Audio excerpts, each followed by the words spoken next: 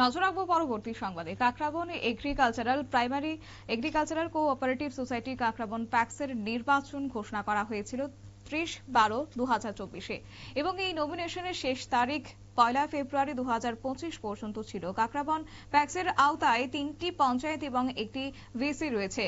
মোট 4টি পঞ্চায়েত নিয়ে গঠিত এবং বিজেপি পক্ষ থেকে 5 জন নমিনেশন দাখিল করেছেন এবং বিরোধী পক্ষ থেকে কোনো নমিনেশন দাখিল না করায় বিনা প্রতিদ্বন্দ্বিতায় জয়লাভ করে বিজেপির 5 সদস্য আজ শুক্রবার সকালবেলাতেই আনুষ্ঠানিকভাবে 5 জন সদস্যকে ঘোষণা দেন সমরবত চক্রবর্তী। কাকরাবন প্যাক্স লিমিটেডের নির্বাচনী আধিকারিক সমবায় দপ্তর নির্বাচিত 5 জন সদস্য হচ্ছে অঞ্জন কুমার দেব, অভিজিৎ আচার্য, মিঠন সাহা, সঙ্গে মিঠু শর্মাচন্দ্র, এছাড়াও রয়েছে কবিতা দাস। এই 5 জন বিনা প্রতিদ্বন্দ্বিতায় জয়লাভ করেছে এবং আজকে তাদেরকে ঘোষণা করা হয়েছে আনুষ্ঠানিকভাবে। আজকের এই অনুষ্ঠানে উপস্থিত ছিলেন কাকরাবন বিধানসভার বিধায়ক জিতেন মজুমদার সহ প্যাক্সের সদস্যরা। বক্তব্য রাখতে গিয়ে কি বলেছেন তারা, শুনুন।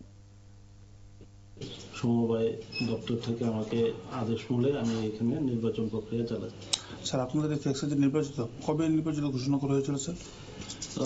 প্যাক্স একটা বিজ্ঞপ্তি জারি করেছিল বিগত 30/12/2024 ইংরেজি।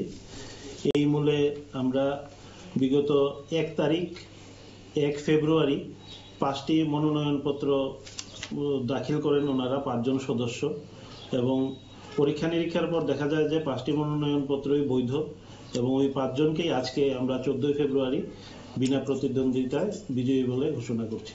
কাকরাবন প্যাক্সের আন্ডারে কয়টি পঞ্চায়েত রয়েছে স্যার?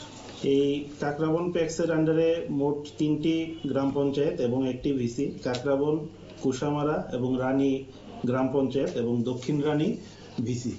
যে 5 জনকে আজকে স্যার নির্বাচিত আপনি ঘোষণা করেছিলেন, সে 5 জন কি স্যার প্যাক্সের সদস্য রয়েছে? হ্যাঁ, ওই 5 জন প্যাক্সের সদস্য এবং এই 5 জনের মধ্যে 3 জন আছেন ওনারা বিগত বোর্ডেও ছিলেন এবং এবারও আবার বিনা প্রতিদ্বন্দ্বিতায় জয়ী হয়েছে।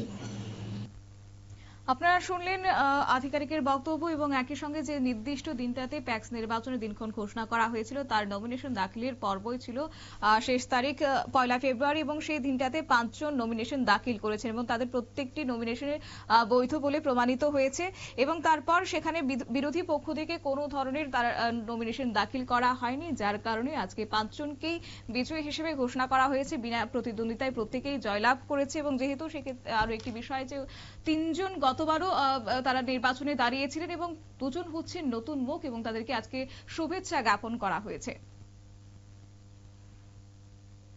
নিয়ে নিচ্ছি ছোট্ট একটি বিজ্ঞাপন বিরতি, সঙ্গে থাকুন।